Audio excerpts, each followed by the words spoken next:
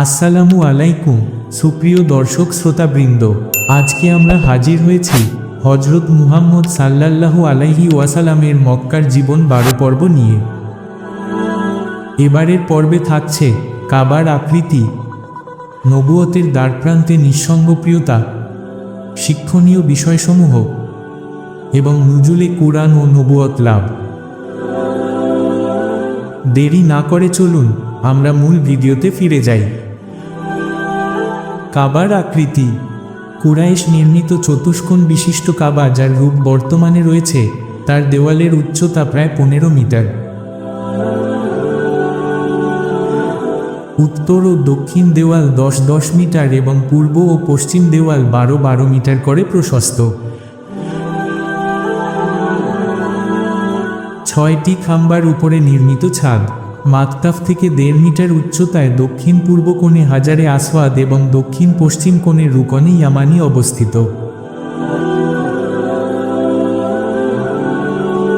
দরজার নিচের চৌকাঠ 2 মিটার উচ্চতায় অবস্থিত আর রাহিও পৃষ্ঠা 62।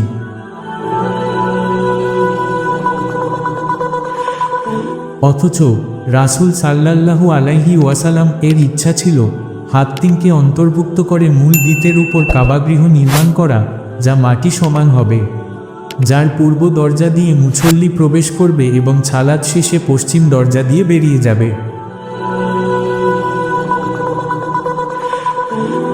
কিন্তু কুরাইশরা তা না করে অনেক উঁচুতে দরজা নির্মাণ করে, যাতে তাদের ইচ্ছার বাইরে কেউ সেখানে প্রবেশ করতে না পারে। খালা আয়েশা রাদিয়াল্লাহু আনহা এর নিকটে হাদিস শোনার পর হযরত আব্দুল্লাহ ইবনু জুবাইর রাদিয়াল্লাহু আনহু স্বীয় খেলাফতকালে 64 থেকে 73 হিজরিতে 64 হিজরি সনে কাবাগৃহ ভেঙ্গে রাসূল সাল্লাল্লাহু আলাইহি ওয়াসাল্লাম এর ইচ্ছানুযায়ী তা পুনর্নির্মাণ করেন।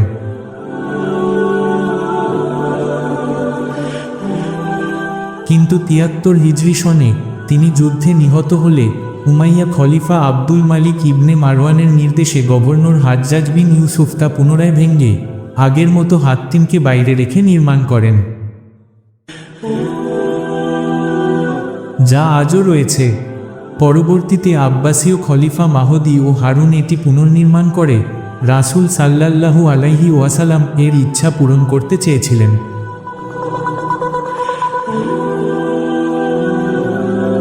কিন্তু ইমাম মালিক 93 থেকে 179 হিজরিতে তাদের বলেন, আপনারা কাবাগৃহকে রাজা বাদশাহদের খেলতামাশার বস্ততে পরিণত করবেন না।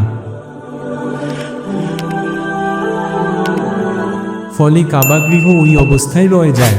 ইব্রাহিমী ভিতেও আজও ফিরে আসেনি। রাসূলুল্লাহ সাল্লাল্লাহু আলাইহি ওয়াসাল্লাম এর আকাঙ্ক্ষাও পূর্ণ হয়নি। নবুয়তের দ্বারপ্রান্তে নিঃসঙ্গপ্রিয়তা। নবুয়ত লাভের সময়কাল যতই ঘনিয়ে আসতে লাগল, ততই তার মধ্যে নিঃসঙ্গপ্রিয়তা বাড়তে থাকল।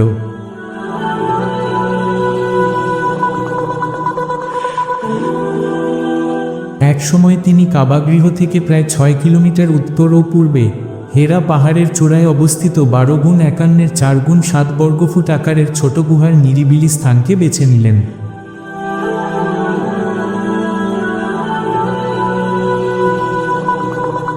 বাড়ি থেকে তিনি পানি ও ছাতু নিয়ে যেতেন। ফুরিয়ে গেলে আবার আসতেন, কিন্তু বাড়িতে তার মন বসত না। কখনো কখনো সেখানে একটানা কয়েকদিন কাটাতেন। তার এই ইবাদত কতদিন ছিল, সেটির ধরন কেমন ছিল, সে বিষয়ে তেমন কিছু জানা যায় না।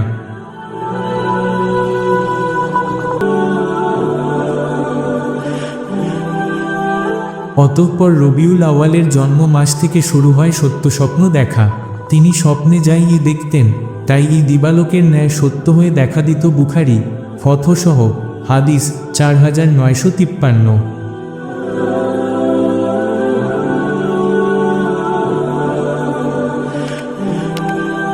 এভাবে চলল প্রায় 6 মাস, যা ছিল 23 বছরের নবুয়তকালের 46 ভাগের 1 ভাগ। হাদিসে সম্ভবত এ কারণেই সত্য স্বপ্নকে নবুয়তের 46 ভাগের 1 ভাগ বলা হয়েছে।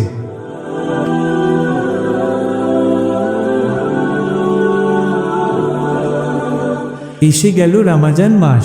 পূর্বের ন্যায় এবারেও তিনি পুরা রমাজান সেখানে ইতিকাফে কাটানোর সিদ্ধান্ত নিলেন। স্বগোত্রীয় লোকদের পৌত্তলিক ও বস্তুবাদী ধ্যানধারণা তাকে পাগল করে তুলত, কিন্তু তাদের ফিরানোর কোনো পথ তার জানা ছিল না। মূলত হেরা গুহায় নিঃসঙ্গ অবস্থানের বিষয়টি ছিল আল্লাহর দূরদর্শী পরিকল্পনা ও মহতী ব্যবস্থাপনারই অংশ।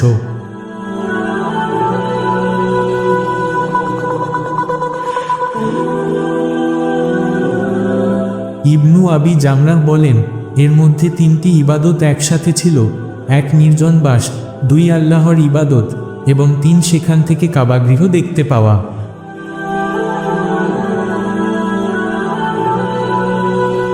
ইবনু ইসহাক বলেন, এভাবে নিঃসঙ্গ ইবাদত জাহেলিয়াতের রীতি ছিল। তার কওম পূর্ব থেকেই যেমন আশুরার ছিয়াম পালন করত, তেমনি হেরা গুহায় নিঃসঙ্গ ইবাদত করত।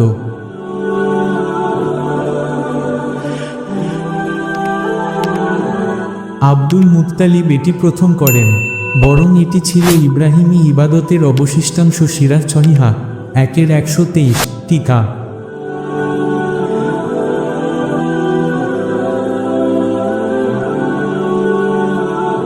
যার মাধ্যমে আল্লাহভীরু বান্দার মধ্যে অধ্যাত্ম চেতনার সর্বোচ্চ বিকাশ ঘটা সম্ভব হয়। এভাবে হেরা গুহায় থাকা অবস্থায় একদিন আল্লাহর পক্ষ থেকে ওহী নিয়ে জিবরিল আলাইহিস সালাম এসে হাজির হন।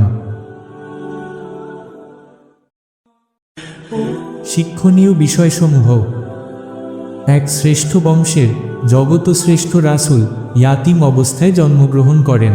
এর দ্বারা আল্লাহ তাকে ইয়াতিম ও অসহায় শ্রেণীর দুঃখ বেদনা অনুভবের অভিজ্ঞতা অর্জন করান।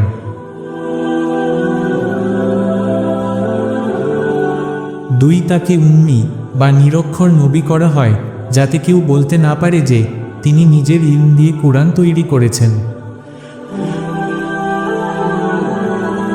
এছাড়া দুনিয়ার কোনো মানুষ যেন তার উস্তাদ হওয়ার বড়াই করতে না পারে। 3. ভবিষ্যতে তিনি যে নবী হবেন তার নমুনা দুগ্ধপানকাল থেকেই বিভিন্ন মুজেয়া ও শুভ লক্ষণের মাধ্যমে ফুটে ওঠে। যাবতীয় কুসংস্কার ও অন্যায় অনাচারের প্রতি ঘৃণাবোধ, জুলুম প্রতিরোধে হিলফুল ফুজুল সংগঠন প্রতিষ্ঠা, কাবাগৃহ পুনর্নির্মাণকালে সাক্ষাৎ রক্তারক্তি থেকে সম্প্রদায়কে রক্ষা, সর্বত্র আল আমিন হিসাবে প্রশংসিত হওয়া, এগুলো ছিল তার বিশেষ গুণ।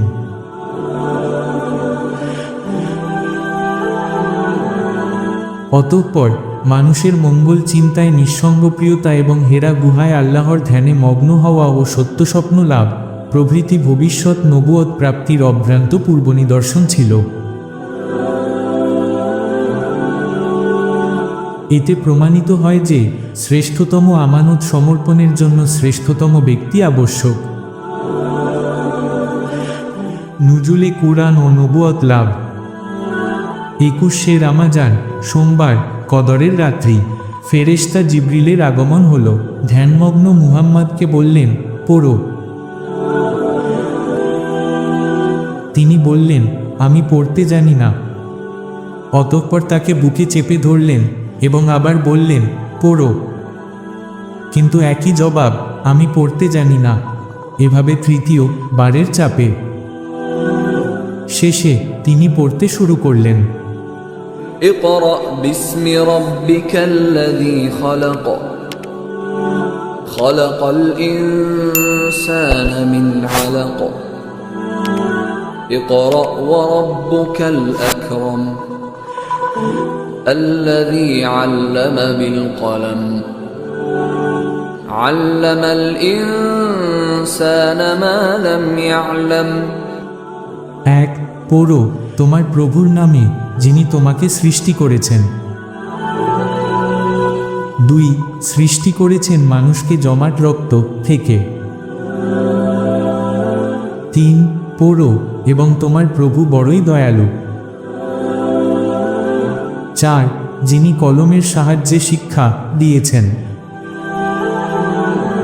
5. তিনি মানুষকে শিক্ষা দিয়েছেন যা সে জানত না। আলাক সূরা 96 1-5।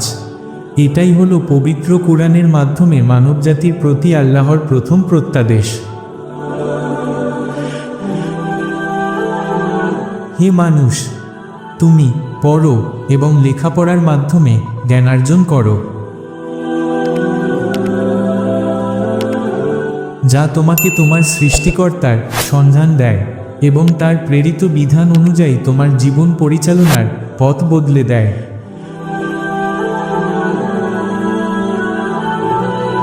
কুরআনের এই আয়াতগুলো প্রথম নাজিল হলেও সংকলনের পরম্পরায় অনুযায়ী এটি ৯৬তম সূরার প্রথমে আনা হয়েছে। উল্লেখ্য, এই তারতিব আল্লাহর হুকুমে হয়েছে, যা অপরিবর্তনীয়। এর মধ্যে জ্ঞানী সম্প্রদায়ের জন্য আল্লাহর নিদর্শন রয়েছে। মাত্র ৫টি আয়াত নাজিল হলো, তারপর ফেরেশতা অদৃশ্য হয়ে গেলেন।